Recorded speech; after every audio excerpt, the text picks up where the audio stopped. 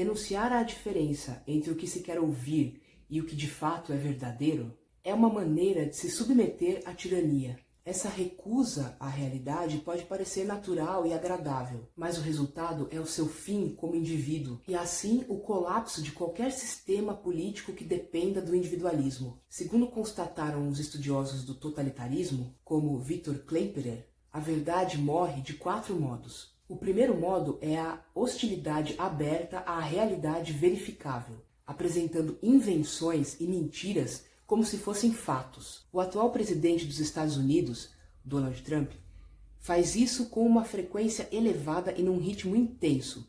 Durante a campanha de 2016, uma pesquisa sobre seus pronunciamentos detectou que 78% de suas declarações factuais eram falsas. Essa proporção é tão alta que faz com que suas afirmações corretas pareçam descuidos involuntários no caminho que leva à ficção total. Ignorar o mundo real dá início à criação de um antimundo ficcional.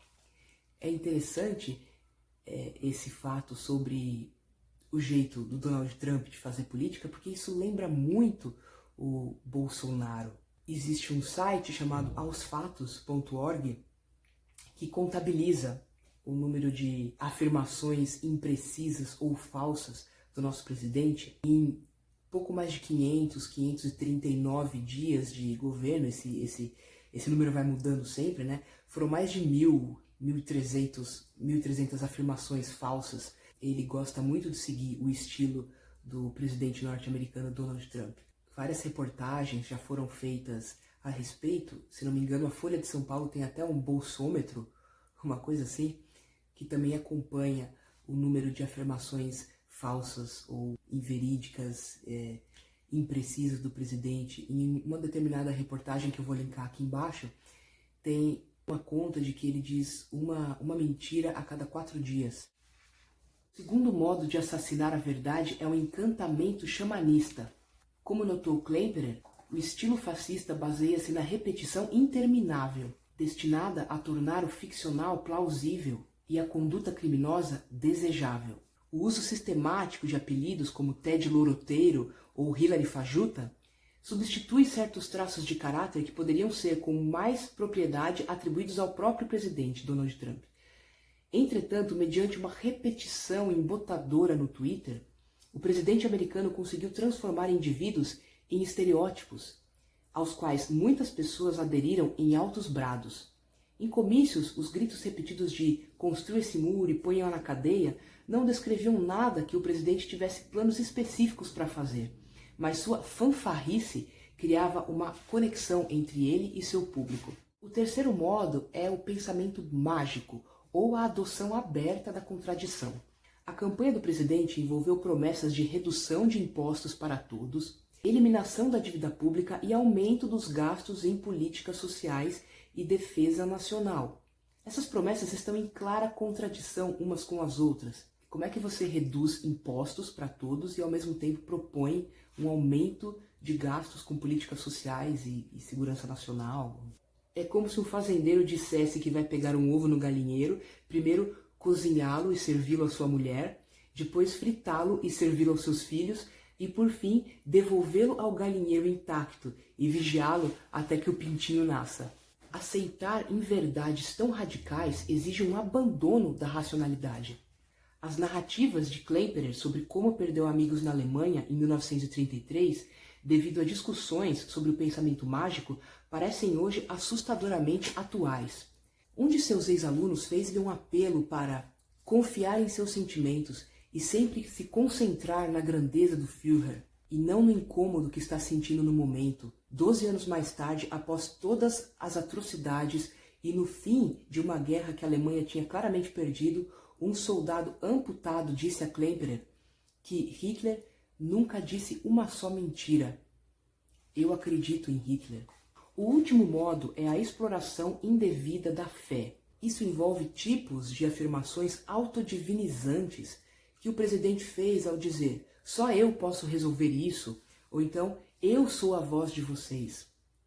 Quando o sentimento fé se desloca dessa maneira do céu à terra, não sobra espaço para as pequenas verdades de nosso discernimento e experiências individuais. O que aterrorizava Klemperer era a maneira como essa transição parecia definitiva. Depois que a verdade se tornava oracular, em vez de factual, as evidências eram irrelevantes. No fim da guerra, um trabalhador declarou a Klemperer que compreender é inútil, é preciso ter fé. Eu acredito no Führer. Eugênio Ionesco, um grande dramaturgo romeno, um dos criadores do teatro do absurdo, viu vários de seus amigos, um depois do outro, se perderem na linguagem do fascismo da década de 1930. Essa experiência tornou-se a base de sua peça O Rinoceronte, no qual os que são vitimados pela propaganda transformam-se em gigantescos animais com chifres. Não esse, o outro animal com chifre. Isso, esse daí. A respeito de suas próprias experiências, Ionesco escreveu: professores universitários, estudantes intelectuais estavam abraçando o nazismo, tornando-se guardas de ferro um depois do outro. No começo, com certeza não eram nazistas. Cerca de 15 de nós nos juntávamos para conversar e tentar encontrar argumentos que se opusessem aos deles. Não era fácil. De vez em quando, um de nossos amigos dizia: eu não concordo com eles, é claro, mas em relação a certos pontos, entretanto, tenho que te admitir. Por exemplo, os judeus, etc. Isso era um sintoma. 3 semanas depois, a pessoa aderia ao nazismo. Inseria-se no sistema, aceitava tudo, tornava-se um rinoceronte. Já perto do fim, somente 3 ou 4 de nós ainda resistíamos. O objetivo de Ionesco era nos ajudar a ver o quanto a propaganda era bizarra, mas parecia normal àqueles que se rendiam a ela. Ao utilizar a imagem absurda do rinoceronte, Ionesco tentava chocar o público e fazê-lo perceber a estranheza do que realmente estava acontecendo. Os rinocerontes continuam vagando por nossas savanas neurológicas. Estamos agora muito preocupados com o que chamamos de pós-verdade, e tendemos a pensar que o desprezo pelos fatos cotidianos e a construção de realidades alternativas sejam algo novo ou pós-moderno. Contudo, há pouca coisa aqui que George Orwell não tenha captado há 7 décadas com sua ideia de duplo pensar.